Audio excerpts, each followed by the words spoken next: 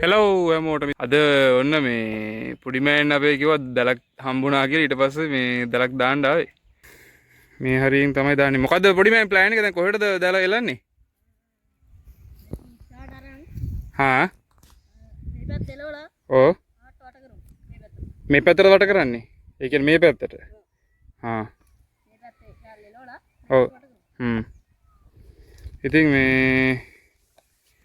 ඒ විදිහට තමයි දැන් ප්ලෑන් එක තියෙන්නේ. වතුරත් ගොඩක් අඩු වෙලා තියෙන්නේ මේ දැන් මේ අපි ඉන්නේ වැව් පිටියේ. මේක සම්පූර්ණ වෙනදට වතුර තිබුණා. දැන් වතුර ගොඩක් අඩු වෙලා තිබුණා. හැබැයි මේ අර ඊයේ පෙරේද වැහපු එකෙන් ටිකක් වැඩි වෙලා. ඒකින්ද අපි හිතුවා දැල් පාරක් මෙතන ගහලා බලන්න ඕනේ කියලා.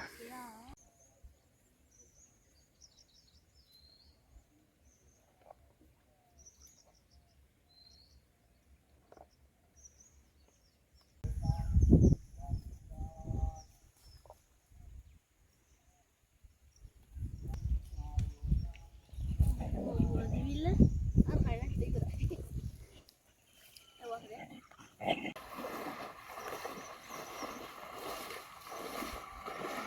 දැන් කරන්නේ මේ මාළු ටික එලවන වැඩේ. එලවන පාර්ට් එක තමයි දැන් කරන්නේ.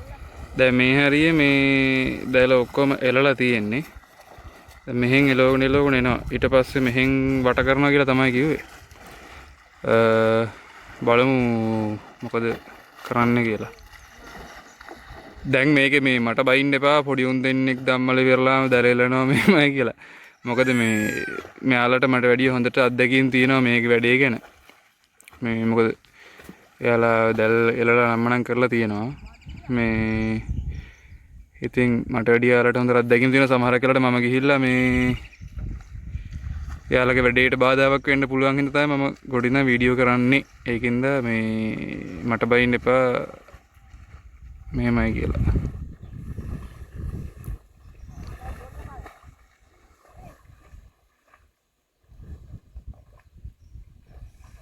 අද මේ පොඩි මෑන්ගේ ඉස්කෝලේ යාළුවෙකුත් ඇවිල්ලා ඉන්නේ. මේ ඒක තමයි ගොඩක්ම මේ දල ගහන්න හේතු වුනේ. මොකද මේ ඒ යාළුවාට මේ මාළු දැල්ලලන්න ආසයි කියලා තමයි පොඩි මෑන් ඊට පස්සේ එක කෙනා දල කියලානේ 아무ද වීඩියෝ එකක් කරනවාද කියලා අහලා. මේ දැන් දෙන්න මෙයා කරගෙන යනවා. මම අරයාගේ නම් ගම් කියන්නේ නැහැ. මොකද මේ එයා පොඩ්ඩක් ලැජ්ජයි වීඩියෝ වලට. ඒකෙන් පොඩි මෑන් නම් ප්‍රශ්න නැහැ. පොඩි මෑන් මොකද මේ මගෙත් එක දැන් වීඩියෝ කීපයකට ඉඳලා තියෙනවානේ. ඒකෙන්ද මේ දැන් දෙන්න අරහෙන් මාළු ටික මෙන්න මේ පැත්තේ මාළු ටික හිටපු ටික මේ පැත්තට එලෙව්වා. එලවලා දැන් මෙහෙන් වට කරගෙන යනවා කියලා තමයි කිව්වේ. පොඩි මෑන් තමයි අන්තරම දන්නේ දැන් මොකද්ද කරන්න කියලා. යාගේ ඔළුවේ තමයි ප්ලෑන් එක තියෙන්නේ. කොහෙන්ද කොටු කරන්නේ කොහෙන්ද එලවන්නේ කියලා. දැල දෙන්න සුද්ධ කරලා දාගෙන එනකොට දැල මැද ඇඹරිලා පැත්ත පොඩ්ඩක් මාරලා එහා මෙහා කරලා දැන් ඒක හදනවා.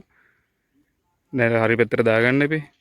මේ දැන් දැල හදන ගමන් ඉන්නේ. දෙන්න පොඩි බහින් බස් වීමකුත් යනවා. මොකද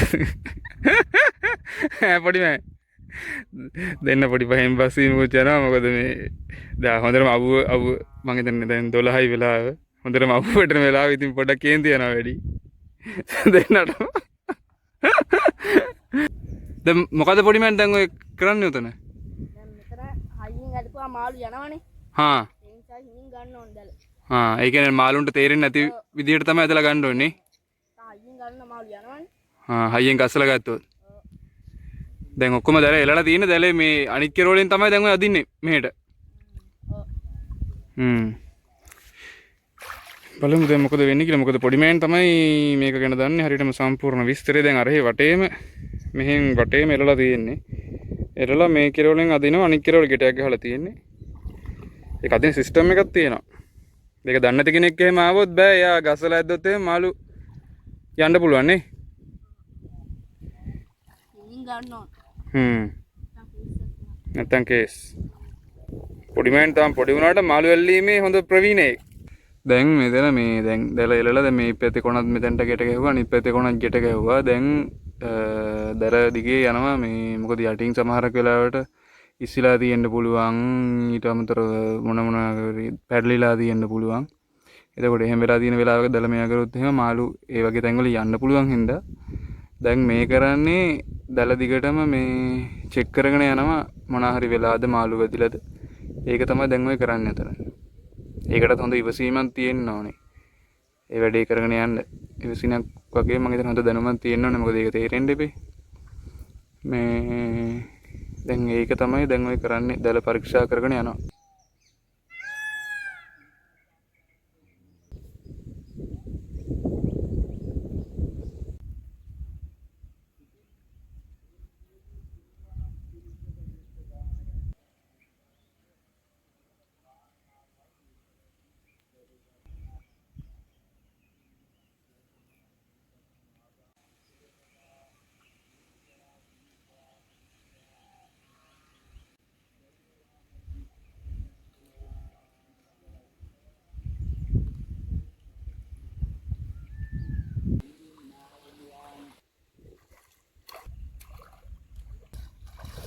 අඩි ඉඳලා අදින්න එපා.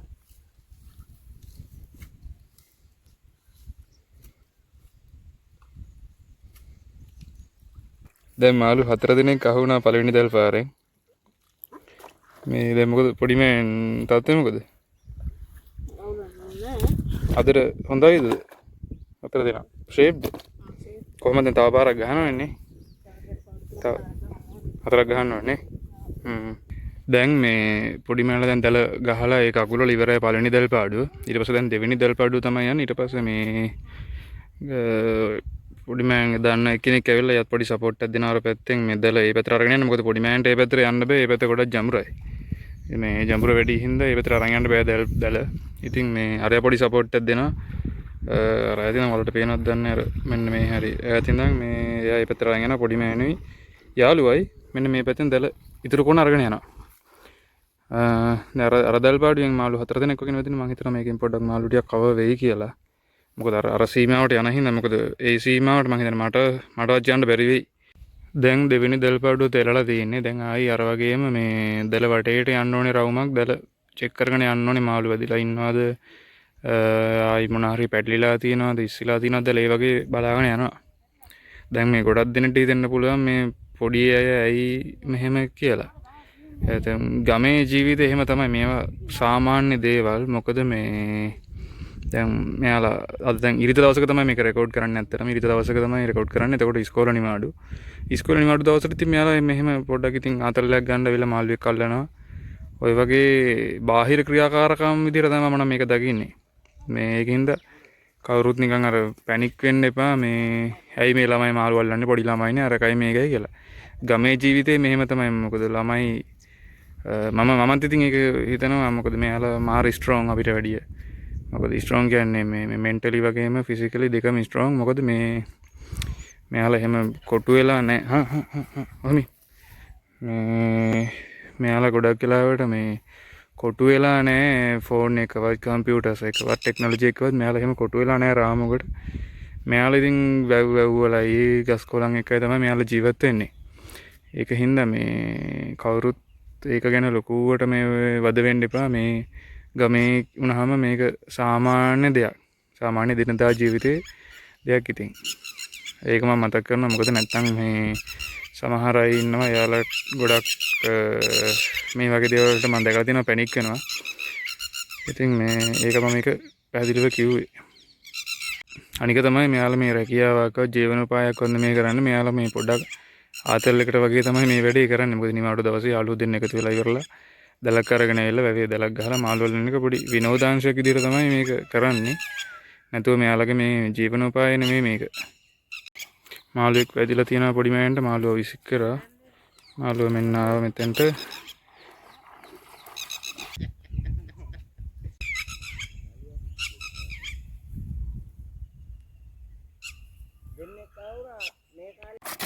දැන් ඔන්න යන්නේ දිගේලි කරන්න. වලකට අමුණන්න යන්නේ මාළු ටික. අර පැත්තෙන් ගිටයක් දාන්න ඕනේ නේද? මනියමයි. සරප්පු දෙකක් දාගෙන ආවෙත් නේ වැව් පිටියේ ඉන්නේ මඩ ඇලිලා තට්ටු කකුල් දෙකේම. දැල් පාඩුවක් ගහලා ඉවරයි. දැන් මේ වෙනකොට අපිට මාළු කීයක් ඉන්නවද පොඩි මෑ? මාළු ඉන්නවා ටිකක් සෑහෙන නේ. කලින් අපිට හිටියේ 4 දෙනයිනේ මාළු 5ද? 5ක් වගේ නේ. දැන් 10ක් ඉන්නවා නේ. දෙවෙනි දැල් පාඩුව නම් ටිකක් සරුයි පොඩි මෑන්ට. දැන් මොකද කරන්නේ? තව එකක් ගහනවද? තව එකක් ගහන්න ඕනේ නේ. මාළු වේලනවා. මාළු වේලනවා නේ. දැන් වේල් වුණාට පස්සේනේ ඉක්මනට සවුත් වෙන හින්දා දැන් දිගේලි කරලා වතුරට දාලා තමයි තියෙන්නේ. ඔන්න දැන් තුන්වෙනි තෙල් බඩුවෙත් ගහලා ඉන්නේ. අද නම් පොඩි මෑන්ගේ දවස වාසියේ. මාළු ඉන්නවා සාමාන්‍යයෙන්. ලූලෙකුත් ඉන්නනේ. ලූලෙක් ඉන්න මේ. සාමාන්‍යයෙන් 500 600 වගේ ලූලෙක් නේ. ඒ වගේ ලූලෙක් ඉන්න. ඊට අමතරව තව තිලාපි ඉන්නවා 10ක් 15ක් විතරනේ. නිතුන් ඔක්කොම තිලාපි. ඉතින් ඔන්න ඔහම තමයි පොඩි මෑන්ගේ අද හොඳයි නේ ආතල්නේ.